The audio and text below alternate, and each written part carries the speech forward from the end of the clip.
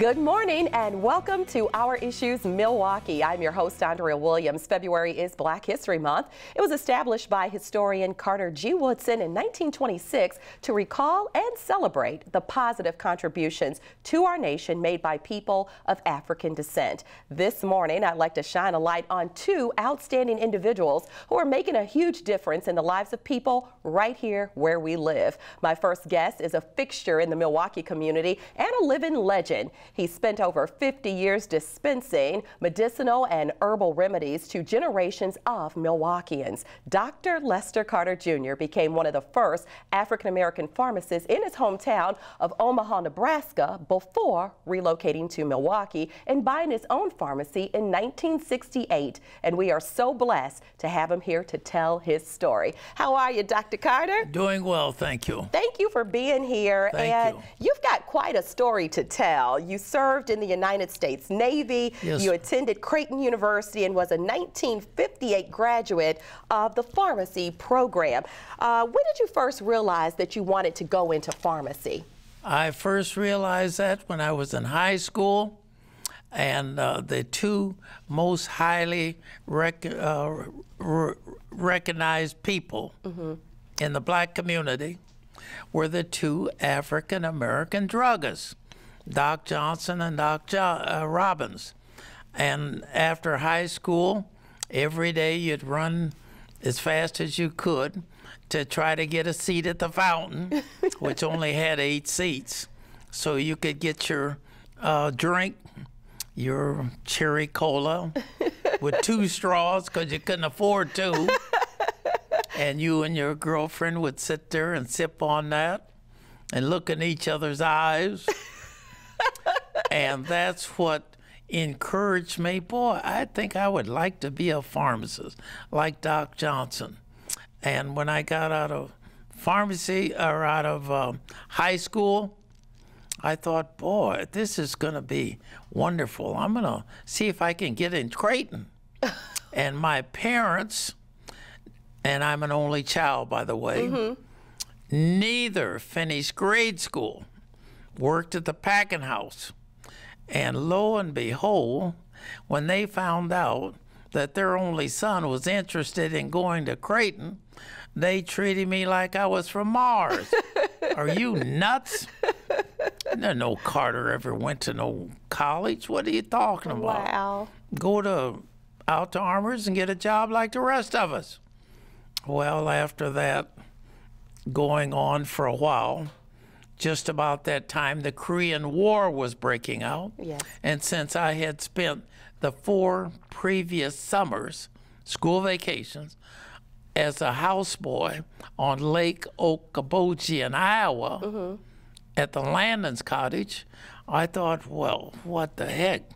If this is the way it's going to be, I'm going to enlist in the Navy. Okay. And the rest, as they say, is history. Thank you. Now I'm going to fast forward and ask you, what exactly made you relocate to Milwaukee? Friend of mine, who was also, his family was also a friend of my family, who worked at Armour Packing House, encouraged me to come here to help him out at the store that he went to work at after his store burned down. Okay. Which was on about 7th and Walnut. And he went to work on 8th and North. And the owner there encouraged him, don't you know somebody in Omaha that could come up and help us? He said, yeah, I know a fella that he's a couple classes behind me. Well, talk to him, see if he'll come up here. So they give me a call every Friday night for a year because they knew I was home watching the fights, because I thought at one time I wanted to be a boxer, and I would watch the Friday night fights. Okay. And so they knew I was home. So after a year of that, I decided to come up and take a look at it, see what it's all about. And after looking it over and spending a week here, I thought, well, maybe I'll relocate here. I was 35 then. I thought if I'm ever leave Omaha, I better do it now or I'm going to stay here the rest of my life.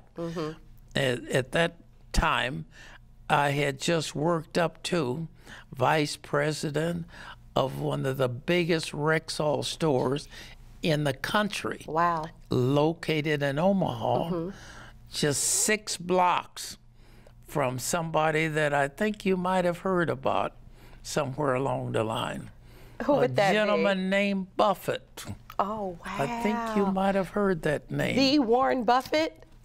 Are you kidding me? He was on 56th and Farnham, and our store was on 50th and Dodge, 6 blocks away. That's pretty amazing. So you can see, it wasn't actually just a rundown section of the city. Right, right.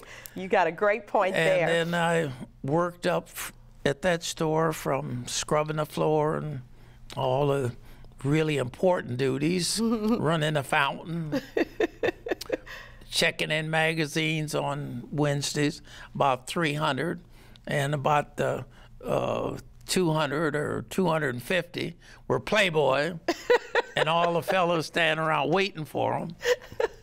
So after that start, and then of course I did the deliveries every night, and I thought, boy, I'm gonna leave all of this, worked up to vice president in charge of the store, and come to Milwaukee, and I thought, well, I'm gonna give it a shot anyway. Okay, and so... And that was the best move I ever made. Best move you've ever made. So you worked 10 years at the pharmacy in Milwaukee, and where was that located? No. I worked 6 months there. 6 months? I worked 10 years at the one in Omaha.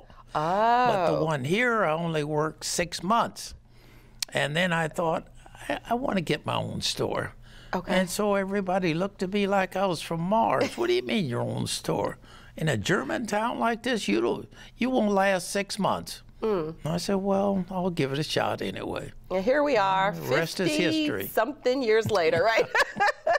Now, I found it interesting. It was in 1968 when you bought the pharmacy from your friend who was retiring, and you talked about being in this German neighborhood. Did you get received well, or did you deal with any type of racism, do you recall? Very interesting question.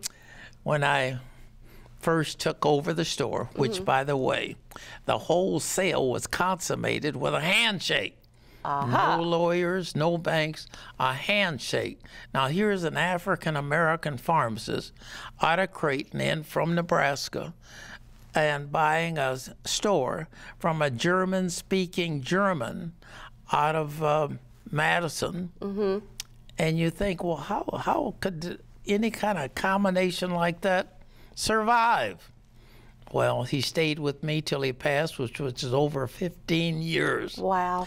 And he was the one who come to my rescue when the neighborhood people were concerned that, does this guy know what he's doing? He's this black guy, I never had a black pharmacist before. Well, once they got convinced that I could perform, then it was all love. It was all love. And I read that you even learned a little German, which didn't hurt anything.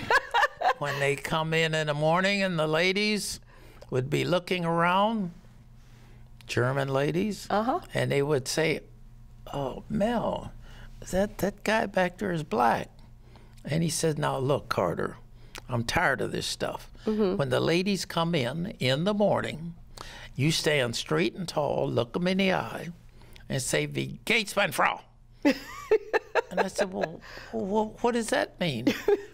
He said, that means good morning, ma'am. I said, yeah, okay, that sounds all right. I said, well, what about when them fellas come in? He said, you stand straight and tall, look them in the eye, and say, Wie geht's, mein Herr? And I said, well, what's that all about? He said, that means good morning, sir. After that, they said, you know, that guy can't be all bad. He speaks German. After that, it's all love. It's all love. What a story you have to tell. Now, just 4 years ago, you teamed up with Hayat Pharmacy, and they purchased Carter Drugs, but yes, ma'am, you still continue to work today. I still continue to work there in the capacity of providing natural supplements and remedies and all of that.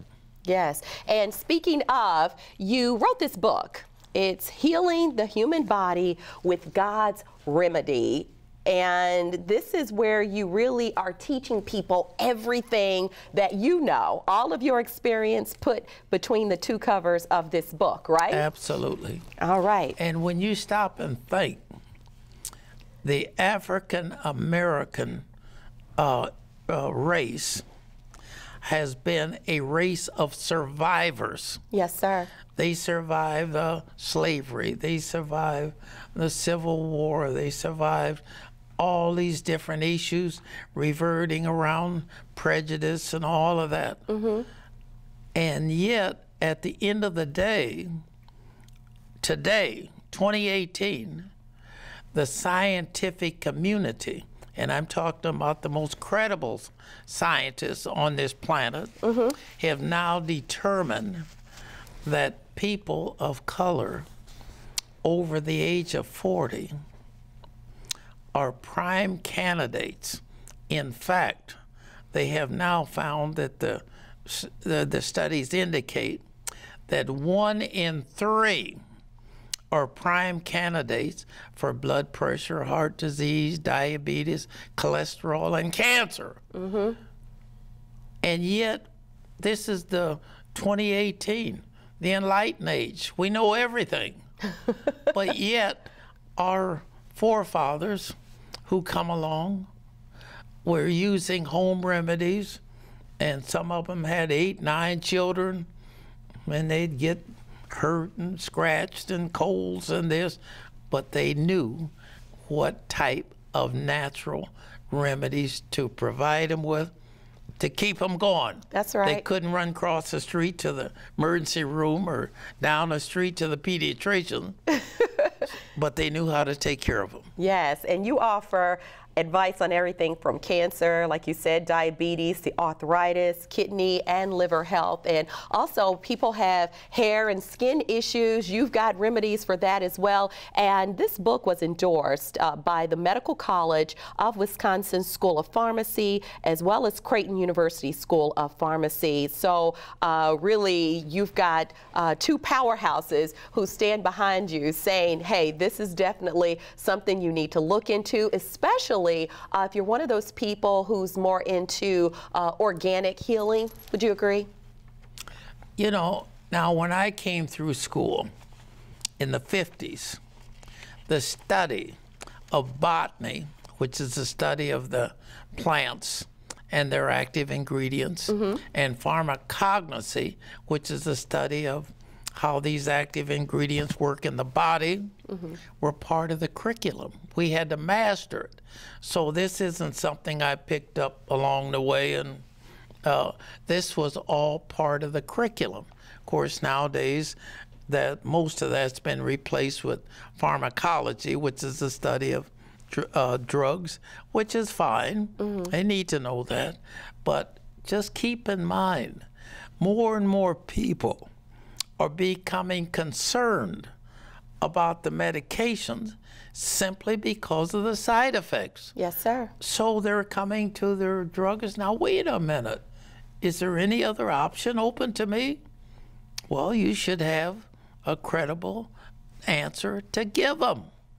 All right. And you can be found, again, right there at 24th and Burleigh, working and giving out that advice that you've been given for, what, over 5 decades? Yes, ma'am. Well, we thank you, and I know I speak for so many people in this community and beyond when I say we love you and we appreciate you, and I thank you so much for being here today. Thank you, thank you, thank you. It has been a pleasure. Thank you. Dr. Lester Carter Jr. is a Milwaukee treasure. He still works for for Hayat Carter Herbal, again at 2400 West Burleigh. And again, his book is titled Healing the Human Body with God's Remedies. When we return to Our Issues Milwaukee, we'll continue our Black History Month special and meet a young man who is a shining star at the young age of 11. He runs his own business and has already written a book. We'll meet little Alex from Build a Bow right after this.